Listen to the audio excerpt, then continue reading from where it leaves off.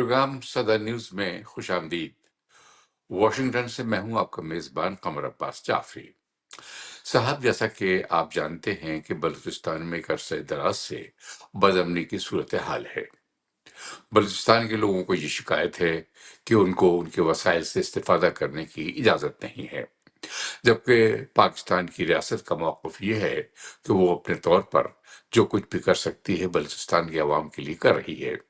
हालिया दिनों में दहशतगर्द हमलों, गिरफ्तारियों और इसी किस्म की सूरत हाल के बाद हालात मजीद खराब हो गए हैं। बलूचिस्तान नेशनल पार्टी के जानिब से इस सिलसिले में गिरफ्तारियों के खिलाफ और दूसरी बकौल उनके ज्यादतियों के खिलाफ एक को धरना दिया गया मस्तूंग में लक पास के ऊपर, जिसे 20 दिन के बाद कल गुज़िश्ता बुध के रोज खत्म किया गया और बलूचिस्तान नेशनल पार्टी ने अपने नए लाए अमल का ऐलान किया कि वो एहतजाजात का सिलसिला जारी रखेगी। बलूचिस्तान नेशनल पार्टी के सरबराह सरदार अख्तर बेंगल इस वक्त तो कोयटा से हमारे साथ हैं। हम उनसे पूछेंगे कि दर हकीकत ये मसला है क्या और इस मसले के हल में कबाहत क्या है, इसलिए कि बलूचिस्तान पाकिस्तान का एक हिस्सा है और जैसे पाकिस्तान के दूसरे सूबों को पाकिस्तान के मालियात पर और वसाइल पर इख्तियार हासिल है, वही हक बलूचिस्तान के अवाम को भी है। तो ये मसला क्यों बन रहा है और इसका सबब क्या है? जी सरदार अख्तर बेंगल साहब। 70 सालों से जो है ना बलूचिस्तान के मसले को सिर्फ समझाने की कोशिश कर रहे हैं और वो समझ नहीं पा रहे। इतने मेरे ख्याल में उनमें अक्ल की कमी नहीं होगी, लेकिन नीयतों का फुकदान है। क्योंकि नीयतें अगर सही होती तो ये कोई अलजबरा का कोई सवाल नहीं है कि उनको समझ में ना आए। सिंपल सा मसला था बलूचिस्तान का और उस सिंपल से सवाल को मसले को उन्होंने इतना पेचीदा कर दिया है अभी कि वो अब किसी के इख्तियार में और किसी के हाथ में नहीं उसको हल करे। पहले ही दिन से जो रोज़ अव्वल से जो बुनियाद जो रखी गई है बलूचिस्तान के मसले को की, वो जो ईंट रखी गई थी वो टेढ़ी रखी गई। जो बलूचिस्तान जब 1947 में जब पार्टीशन हो रही थी, हिंदुस्तान का बंटवारा किया जा रहा था, तो उस वक़्त उससे पहले बलूचिस्तान इस प्लेटो का जो है हिस्सा ही नहीं था। जब 1835 में जब अंग्रेज ने यहाँ पे चढ़ाई की हिंदुस्तान में, तो we were not part of Hindustan. हमारी एक अलग रियासत थी, हमारे खुद मुख्तार इदारे थे। लेकिन जब अंग्रेज यहाँ पर आया, जो उसने अपनी बालादस्ती और अपने जुल्म ज्यादतियां जो कायम की, तो सबको मिला के उसने एक ही लाठी से जो सबको हाँकना शुरू कर दिया था। और जब 1947 में जब पार्टीशन हुई तो हमसे ये राय ली गई कि आप कहाँ क्या चाहते हैं, आप पाकिस्तान में शामिल होना चाहेंगे, आप एक आज़ाद हैसियत से रहेंगे। तो जो उस वक्त के कवानीन थे या जो उस वक्त के हमारे इदारे थे, उन्होंने उनके सामने जब ये बात रखी गई तो उन्होंने कहा नहीं कि हम पहले आज़ाद थे, हम आज़ाद रहना चाहेंगे। लेकिन उनकी उस राय को नज़रअंदाज कर कर चढ़ाई की गई और बलूचिस्तान को बज़ौर ताकत और शमशीर जो है शामिल कर लिया गया। ठीक है, हमने मान लिया, चाहे ज़ोर ज़बरदस्ती भी हुआ, वो कहते हैं ना when rape is इरिसिस्टिबल just enjoy, तो हम भी एन्जॉय करते रहे उस ज़बरदस्ती को। तो उसके बाद होना ये चाहिए था कि अगर कोई आपके साथ आना नहीं चाहता, आप उसको ज़बरदस्ती लाएँ, तो उसके सर पे हाथ रखते। उनको प्यार और मोहब्बत से अपने साथ लेके चलते। लेकिन सितम ज़रीफ़ी ये है कि 47 में मुल्क आज़ाद होता है और 48 में पहला मिलिट्री ऑपरेशन किया जाता है बलूचिस्तान में। वो जो रियासत के वाली थे, उनके महल पर जो है ना तोपों की जो गनगनाहट होती है, गरजती हैं पाकिस्तान की पहली तोपें। ना हिंदुस्तान पे गरजती हैं, ना किसी और पर गरजती हैं, वो ऐवान कलात की जो है मस्जिद के मीनार पर गरजती है। तो कहने का उसके मतलब था कि दरवाजे पर ईंट जो है पहले खान कदात का जो महल है, उसके दरवाजे पर गोलियों के निशान मैंने भी देखे हैं। जी अभी तक है। उन्होंने वो दरवाजा, वो संगीनों के निशान आज भी हैं, उन्होंने वो दरवाजा चेंज नहीं किया ऐसे रखा कि हुआ है आने उसको। वाली जी, नस्ल आने वाली नस्ल देखें कि हमें किस प्यार और मोहब्बत से जो इस मुल्क में शामिल किया गया। बहरहाल वो जो हुआ لیکن اس کے بعد جو کچھ ہوا ہے، یہ 5واں ملٹری آپریشن جاری ہے، کوئی وجہ تو ہوگی۔ پہلے تو کہتے جی کچھ سردار ہیں، کچھ علاقے ہیں، کچھ ضلع ہیں، کچھ قبائل ہیں، اب تو پورے بلوچستان میں یہ آگ پھیلی ہوئی ہے، اور مگر اس سوال مسئلے یہ کو پیدا حل ہوتا ہے کرنے کے حسن بجائے اختر مینگل صاحب کہ جو ابھی ریسنٹ سروے ہوئے ہیں چند سال پہلے، ان میں ایک بہت معمولی سی اقلیت 37% سے بھی کم لوگ پاکستان سے علیحدگی کے خواہاں ہیں، اور بھاری اکثریت جو ہے بلوچوں کی اور وہاں آباد پشتونوں کی، وہ پاکستان کے ساتھ رہنا چاہتی ہے۔ اور یہ بھی کہا جاتا ہے، یہ بھی تاریخ کا حصہ ہے کہ بلوچستان کے بہت سارے سرداروں نے تقسیم کے وقت پاکستان کے ساتھ تو شامل ہونے کے لیے آپٹ کیا تھا۔ یہ بھی ایک حقیقت ہے، اس کے بارے میں آپ کیا کہیں گے؟ بالکل جی، دیکھیں جب پاکستان میں شمولیت کی جو قرارداد ایوان تھے، ایوان بالا ایوان زیریں تھا، ہمارے دونوں ایوانوں نے ریجیکٹ کر دی۔ یہ وہی سردار تھے جو ان ایوانوں کے ممبر تھے، اور ایوان زیریں میں ہمارے دانشور اور علماء کرام تھے، انہوں نے بھی اس کو ریجیکٹ کر لیا۔ پھر کیا ہوا؟ بلوچستان کی ریاستوں کو تقسیم کیا۔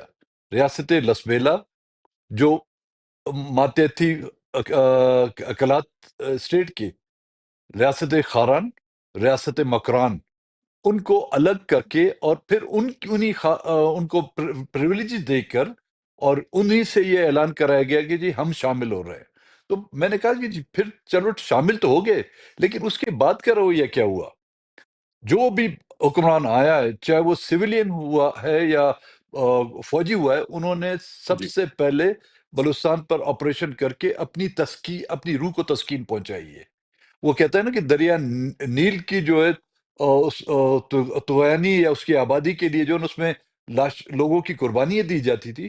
تو پاکستان کی سیاست، پاکستان کی اکانومی، پاکستان کو آگے بڑھانے کے لیے انہوں نے ہمیشہ بلوچستان کے لوگوں کی قربانی دے کر یہ ثابت کرنے کی کوشش کی ہے کہ ہاں ہم کتنے پاکستان کے وفادار ہیں۔ لیکن اس کے بعد دیکھیں، مجھے بتائیں کہ کون سا ایسا دور گزرا ہوگا جس میں نہ کہ صرف فوجی آپریشن کیے گئے، لیکن بلوچستان کے وسائل کی لوٹ مار۔ اچھا، تو اب 50 یہ میں آپ کی بتائیے، جو گیس۔ آپ تحریک چلا رہے ہیں اور اس وقت صورتحال کیا ہے؟ بلوچستان کے لوگ اب کیا چاہتے ہیں؟ کیا سپریشن چاہتے ہیں یا ریاست پاکستان کے ساتھ رہنا چاہتے ہیں؟ آپ کی تحریک کا کیا مقصد ہے؟ دیکھیں ہم روز اول سے ایک ڈیموکریٹک اور with in frame of Pakistan ہم سیاست کرتے آ رہے ہیں، لیکن آج جو وہ آزادی کی جنگ لڑ رہے ہیں یا جو آزادی چاہتے ہیں، وہ بھی کچھ عرصے پہلے پاکستان کے آئین اور پاکستان کے ان اداروں میں رہ کر، اور اسی آئین کے تحت اپنے حقوق چاہتے تھے۔ جب ان سے وہ حق چھینا گیا، آئین ان کا بنایا ہوا ہے، ہمارا تو بنایا ہوا نہیں جی۔ پاکستان کا آئین، یہی جو بڑی جڑی جو سیاسی پارٹیاں ہیں، چاہے وہ براہ راست یا بالواسطہ اس میں شامل رہی ہیں، ان کے آئین کے تحت وہ اپنے حقوق چاہتے تھے، لیکن ان کو بھی نظر انداز کیا گیا۔ 1970 ایک تو کئی عرصے سے جو ہے نا، یہ پاکستان اڈاک بیسس پر چلتا آ رہا ہے، جس کو کوئی کانسٹیٹیوشن نہیں تھا، اور مشکل سے جب یہ کانسٹیٹیوشن 1973 میں بنا، اس میں بھی ہمیں یہ تسلیاں دی گئی تھی کہ 10 سال کے بعد کنکرنٹ لسٹ جو ہے صوبوں کو دی جائے گی۔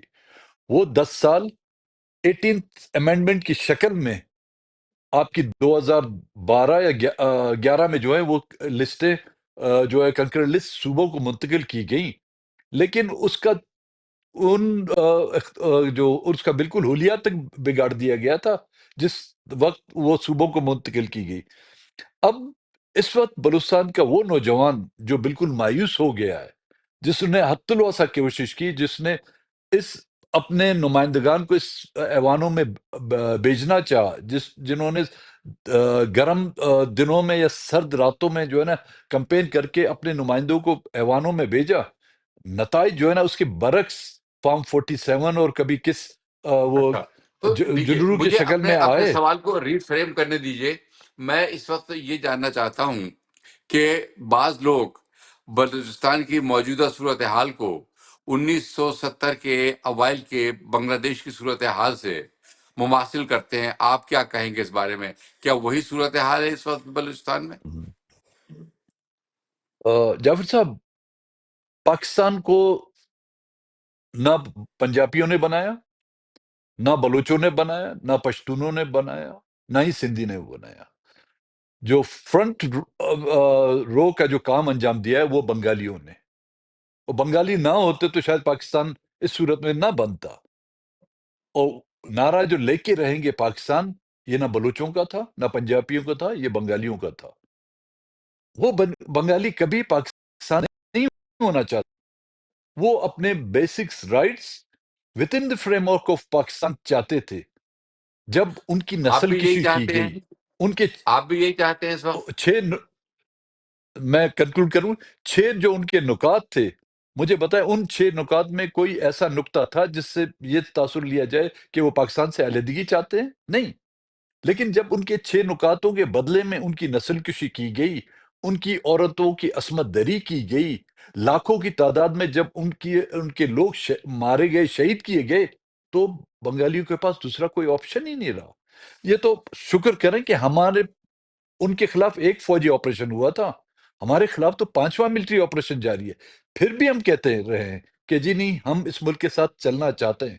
اگر ہم چلنا چاہتے ہیں، اگر وہ ہمیں ساتھ لے کر نہیں چلنا چاہتے، تو پھر لوگ اپنی مرضی کے مطابق کوئی فیصلہ کریں گے، کیونکہ اچھا، ایک آج سوال یہ دن پیدا تک انہوں ہوتا نے ہے، جی، ایک سوال یہ پیدا ہوتا ہے سردار صاحب کہ آپ بحیثیت ایک پولیٹیشین ایک عرصہ دراز سے مختلف حکومتوں کے اتحاد کا حصہ رہے ہیں، یعنی آپ نے کوئی وزارت نہیں لی لیکن آپ حکومتی اتحاد کا حصہ رہے ہیں، تو کیا اس حیثیت میں آپ بلوچستان کے عوام کے حقوق کے لیے ان حکومتوں سے مطالبہ نہیں کر سکتے تھے؟ کیا آپ نے مطالبہ کیا، اس کو سنا نہیں گیا، یا کیا صورتحال رہی؟ جاوید صاحب، ہماری حکومت کے ساتھ اتحاد یا حکومت کا حصہ 2 مراحل میں تھا جی۔ ایک 1996 میں جب میں چیف منسٹر بنا تھا، میاں صاحب کے ساتھ ہمارا اتحاد ہوا تھا، اور میں چیف منسٹر تھا 16 مہینے کے لیے، اور اس پر بھی جو ہماری انبن ہوئی وہ اس مسئلے پر، جب انہوں نے یہاں پر نیوکلیئر ٹیسٹ کیا تھا جس میں ہمیں اعتماد میں نہیں لیا گیا تھا، اور جس پر ہم نے اعتراضات کیے، اور اس کے بدلے میں ہماری حکومت بھی ختم کی گئی اور ہماری پارٹی بھی توڑ دی گئی۔ دوسرا اتحاد ہمارا ہوا تھا پی ٹی آئی کے ساتھ، عمران خان کے ساتھ۔ وہ نکات ہیں ان میں بھی آپ دیکھیں، یہی بلوچستان کے جو جمع مسئلے ہیں ان کے حل کی طرف ہم نے ان سے یہ ریکویسٹ کی تھی کہ بلوچستان آپ سے دور چلا جا رہا ہے، اگر بلوچستان کے لوگوں کو آپ ساتھ لے کے چلنا چاہتے ہیں، so these are the confidence building measures۔ آپ وہ جو اعتماد، جو ایک کانفیڈنس جو شیٹرڈ ہو گیا ہے، اس کو بحال کرنے کے لیے یہ اقدامات کریں جو انہوں نے نہیں کیے، اس سے جو ہے نا ہمارا اور ان کا اتحاد ختم ہو گیا۔ اور تیسری مرتبہ جو پی ڈی ایم کی حکومت بنی، میاں صاحب کی شہباز شریف جب پرائم منسٹر بنے تھے، ان کے ساتھ بھی ہم نے یہی مسئلے رکھے، لیکن اختیارات کے مالک نہ پہلے پی ٹی آئی تھی، نہ اس وقت پی ایم ایل این تھی، نہ آج ہی یہ جو مخلوط حکومت ہے وہ ہیں۔ وہ بال جو ہے نا وہ کورٹ میں ہے، وہ کورٹ پارلیمنٹ نہیں ہے، وہ ہے جی ایچ کیو کی کورٹ۔ اس سے کسی کو یہ جرت نہیں ہے، کسی کو یہ اختیار نہیں کہ اس بال کو وہاں سے نکالنے کی کوشش کریں۔ جرت اپنی جگہ پر، سوچ بھی نہیں سکتے کہ اس بال کو وہاں سے نکالیں۔ تو بلوچستان ہمیشہ کے لیے ایک سیکیورٹی ایشو ہے، اٹس ناٹ، انہوں نے جو ہے اس کو پولیٹیکل ایشو نہیں سمجھا ہے۔ جو ظاہر سیکیورٹی ایشو جو ہے نا وہ عسکری قوت ہی ان کو حل کریں گی۔ جب اس کو سمجھا جائے گا کہ یہ پولیٹیکل ایشو ہے تو it can be solve within a days. تو اب آپ یہ جو کہا جاتا ہے کہ بیرونی قوتیں انوالو ہیں بلوچستان میں، بی ایل اے کو باہر سے سپورٹ ملتی ہے، دہشت گردی ہو رہی ہے، اور ہتھیار اور پیسہ باہر سے مل رہا ہے، تعاون باہر سے ہو رہا ہے، اس میں کتنی حقیقت ہے؟ جعفر صاحب دیکھیں، یہ الزامات کب نہیں لگے ہم پر اور کس کس پر نہیں لگے؟ حیدرآباد سازش کیس میں تو کہا گیا تھا جی عراقی ایمبیسی سے جو ہتھیار برآمد ہوئے تھے۔ اب کہاں عراقی ایمبیسی اسلام آباد اور کہاں بلوچستان؟ اب عراق کے لوگ اتنے تو نابینا نہیں ہیں، یا ان کو بلوچستان کا جغرافیہ معلوم نہیں کہ 800 کلومیٹر کے ہمارا کوسٹ لائن ہے، وہاں سے ہمیں ہتھیار نہیں دیتے، وہ پہلے لے جاتے اسلام آباد اور پھر بائی روڈ ہمیں لا کے دیں گے۔ اور یہ الزامات فاطمہ جناح پر نہیں لگے جی۔ یہ الزامات پیپلز پارٹی پہ نہیں لگے ذوالفقار کو جو کون سپورٹ کر رہا ہے؟ یہ الزامات میاں نواز شریف پر نہیں لگے کہ ان ایجنٹ کام کر آپ رہے کے تھے؟ اور کہنے کا آج مطلب یہ ہے کہ یہ آج کے الزامات دن درست نہیں یہی ہے؟ الزامات عمران خان پر لگ رہے ہیں کہ وہ اسرائیل کا جو ہے ایجنٹ ہے. تو یہ الزامات ہم پہ بھی کافی لگ رہے ہیں، اور ہم جو ہے نا، اب وہ الزامات اور دوسری بڑی بات کہ وہ جو الزام لگانے والے ہیں ان سے یہ پوچھا جائے کہ آپ لوگوں نے ان بیرونی قوتوں کو اگر وہ مدد کر رہے ہیں، اگر وہ مداخلت کر رہے ہیں، تو ان کو یہ مواقع کیوں دیے؟ کیا امریکہ نے، کیا ہندوستان نے، کیا افغانستان نے کہا تھا کہ جی بلوچستان کے لوگوں کو اٹھا کر لے جا کے ان کی مسح شدہ لاشیں پھینکیں؟ کیا ہندوستان نے آپ کو کہا تھا کہ بلوچستان کے وسائل کو، ان کے ساحل کو اس طرح بے دردی سے لوٹا جائے؟ ظاہر ہے آپ جو کچھ کریں گے، آپ اگر دوسروں کے معاملات میں آپ کے اچھا، ہمسائے یہ جو ممالک اس وقت کے دہشت معاملات میں گردی ہو مداخلت رہی نہیں ہے، کی؟ جیسے جعفر ایکسپریس کا واقعہ ہوا یا حملے ہوتے ہیں، آپ ان کی مذمت کرتے ہیں یا آپ ان کو انڈورس کرتے ہیں؟ جی، ہم نے ہر اس دہشت گردی کی مذمت کی ہے جس میں بے گناہ لوگوں کی جانیں ضائع ہوئی ہوں، چاہے اس کا تعلق کسی سے بھی ہو. لیکن ریاستی دہشت آج دن تک ریاستی دہشت گردی کی کسی نے کیوں مخالفت نہیں کی؟ 5 جو ملٹری آپریشن ہوئے ہیں، کیا یہ ریاستی دہشت گردی نہیں؟ ہزاروں کی تعداد میں ہمارے نوجوان مسنگ ہیں، کیا وہ ریاستی دہشت گردی نہیں؟ ہم ہندوستان میں کشمیر میں جو ہے ریاستی دہشت گردی کا ذکر کرتے ہیں، ہم فلسطین میں اسرائیلی ریاستی دہشت گردی کا ذکر کرتے ہیں، لیکن ہماری آنکھوں کے سامنے ہمارے پاؤں تلے جو ہے نا، جو ریاستی دہشت گردی ہو رہی ہے اس کی ہم مذمت کیوں نہیں کرتے؟ حکومت کا دعویٰ یہ ہے کہ بلوچستان کے لوگوں کو جو وسائل ہیں ان کے، اس سے استفادہ کرنے کا پورا موقع دیا جا رہا ہے، سوائے سوئی گیس کے یا ریکوڈک کے. کیا اس میں حقیقت ہے؟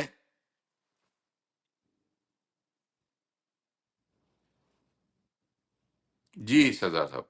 جاوید صاحب، آپ کی آواز کٹ گئی، لیکن میرے خیال میں وہ آپ کا مطلب سمجھا کہ حکومت حکومت کہتی ہے کہ بلوچستان کے لوگوں کو ان کے ان کے وسائل سے جی، استفادہ حکومت کرنے کہتی کا ہے کہ پورا بلوچستان موقع کے دیا لوگوں جا رہا کو ہے. ان کے جو وسائل سے جی.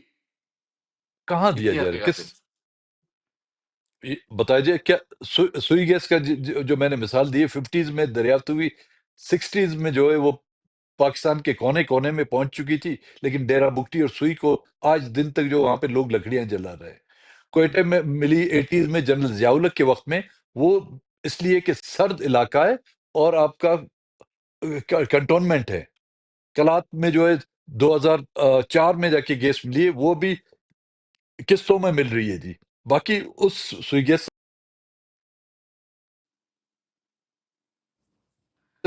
جو ملے گئے ہیں، اس میں سے مجھے بتائیے کہ بلوچستان میں اس میں سے کتنے خرچ ہوئے ہیں؟ پاور پروجیکٹ، اس سے 4 پاور پروجیکٹ دیے گئے ہیں، اس میں سے ایک بھی بلوچستان کو نہیں ملا. آپ نے موٹر وے کا 1 inch, I'm not talking about 1 kilometre, 1 inch بھی بلوچستان میں نہیں دیا گیا. اسکالرشپ پر جو لوگ اسٹوڈنٹ بھیجے گئے ہیں بلوچستان سے، ان کی بتائیں کہ ہزاروں کی تعداد میں، لیکن بلوچستان سے مشکل سے سینکڑوں میں ہوں وہ. تو بلوچستان کی وسائل، ہاں، فوج کے ہاتھ میں جو وسائل ہیں وہ بالکل ہمیں بے دریغ ملے ہیں. اس میں ان کی گولیاں برسائی گئی، بمز ہم پر برسائے گئے ہیں، ان کے جیٹ ایئر کرافٹوں نے ہم پر بمباری کی ہے، ان کے جو آپ کے ہیلی کاپٹر ہیں ان سے شیلنگ کی گئی. اب جو ہے ڈرون جو ہے وہ بھی استعمال ہو رہا ہے. ان وسائل کا جو ہے بلوچستان میں جو ہے نا بہت بے دریغ استعمال کیا رہا ہے، جس اچھا، سے ہر دوسرے یہ بھی بلوچ کہا جاتا ہے بالکل کہ متاثر ہو رہا ہے. بلوچستان کے لوگوں کو سی پیک اور چین کے ساتھ بھی کچھ پرابلم ہے. وہ کیا پرابلم ہے؟ سی پیک سے کیا شکایت ہے میں بلوچستان نہیں کے سنا، لوگوں کو؟ آواز کٹ رہی ہے سر. سی پیک سے کیا شکایت ہے بلوچستان کے لوگوں کو؟ سی پیک جی، سی پیک بلوچستان کے لیے نہیں بنایا گیا. سی پیک ہم سمجھتے ہیں سی پیک صرف نام بلوچستان کا ہے، لیکن ابھی تک وہاں پر دیکھیں ڈیولپمنٹ کے لیے 3 جو بیسکس آپ کی ضرورتیں ہوتی ہیں: صاف پانی، بجلی اور گیس. گیس ابھی تک آپ کی سوری بجلی ابھی تک آج دن تک آپ کی ایران سے آ رہی ہے. ایک پاور پروجیکٹ نہیں بنایا گیا ہے، صرف چائنیز کی کالونیز کے لیے اور پورٹ کے لیے جو ہے نا دوسرے بلوچستان کے علاقوں میں نہیں ہے، تو گوادر پہنچے گی. پینے کا صاف پانی نہیں ہے، لوگ روزانہ قطاروں میں لگے رہتے ہیں. تو سی پیک کا فائدہ پنجاب کو ہوا ہے، سندھ کو ہوا ہے، کے پی کو ہوا ہے، ان کے موٹر وے بھی بنے ہیں. تو بلوچستان میں سی پیک کا کوئی ایک فائدہ تو ہمیں بتائے دے. یہاں تک کہ اسکالرشپ میں جو ہے بلوچستان کے لوگ نہیں جا سکتے. ہاں، یہ ہم سمجھتے ہیں کہ سی پیک کے نام پہ جو بلوچستان کا جو ہے استحصال کیا جا رہا ہے. اور یہاں پر مجھے کوئی اکنامک ڈیولپمنٹ نظر نہیں آ رہی سی پیک کے نام پہ.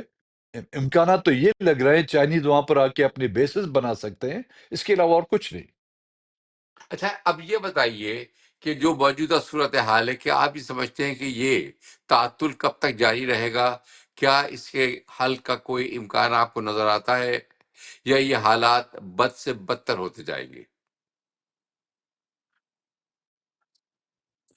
بدتر تو ہے، اور مزید اگر حکومتیں اور ریاست بالخصوص ریاستی اداروں کا رویہ یہ رہا تو بلوچستان تو کیا، اس وقت تو پورا پاکستان جو ہے کہ حالات بد سے بدتر ہو رہے ہیں. جو شروعات انہوں نے بلوچستان سے کی تھی، جس کو باقی صوبوں اور پولیٹیکل پارٹیوں نے جو ہے نظر انداز کیا، اور ملٹری رجیم کو بااختیار اور اس تمام اختیارات بلوچستان کے ان کو دیے تھے.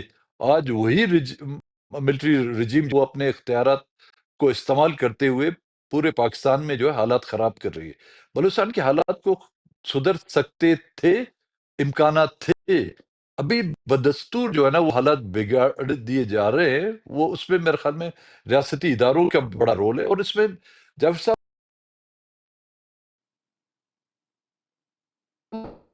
حالات جو خراب ہیں، اس کنفلکٹ کے بینیفیشریز ہیں.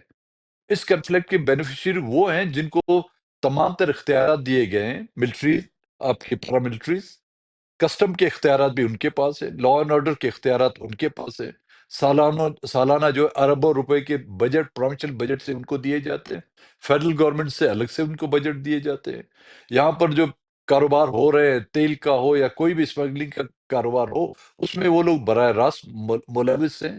اور نہ کہ صرف وہ، بلکہ دوسرے جو ان کے پراکسیز ہیں، وہ بھی چاہتے ہیں کہ حالات اس طرح خراب ہوں تو ان کو فارم 47 کے تحت ان کو منتخب کر کے پارلیمنٹ میں یا اسمبلیوں میں لایا جائے. امید کی کوئی کرن نظر آتی ہے آپ کو؟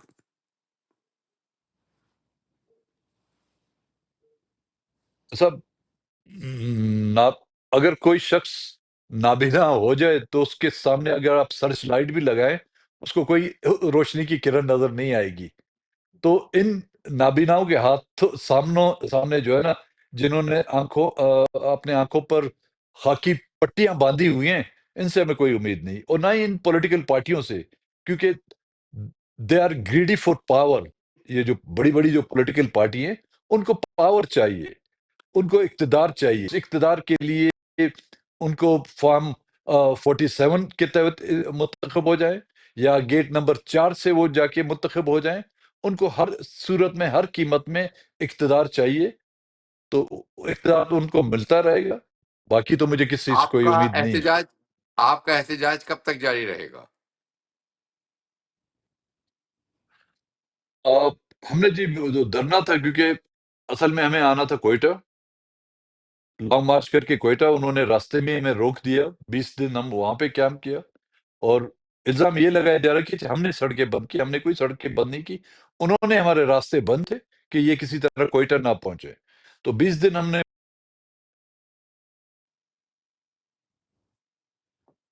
جاری رہے گا جب تک کہ ان خواتین کو رہا نہیں کیا جاتا. بہت شکریہ سردار عطا اللہ مینگل صاحب، آپ کا میں انتہائی شکر گزار ہوں آپ کا. تو ہم اپنے مینگل جی، سننے والوں کو اور دیکھنے والوں کو بتاتے چلیں کہ ہم گفتگو کر رہے تھے بلوچستان نیشنل پارٹی کے سربراہ سردار اختر مینگل سے. ان سے جب گفتگو ہوئی تو انہوں نے بتایا کہ بلوچستان کا مسئلہ بہت سادہ سا ہے، لیکن اس مسئلے کو حل کرنے کی کوشش نہیں کی گئی، اور ایسا لگتا ہے کہ جو صاحبان اقتدار اور اختیار ہیں وہ اس مسئلے کو حل کرنا ہی نہیں چاہتے۔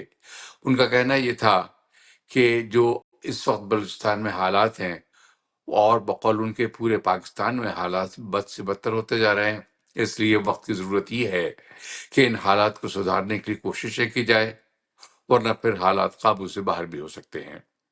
اب اپنے میزبان قمر عباس جعفری کو اجازت دیجیے۔ آج کے ہمارے پروگرام کے پروڈیوسر تھے اصفر امام۔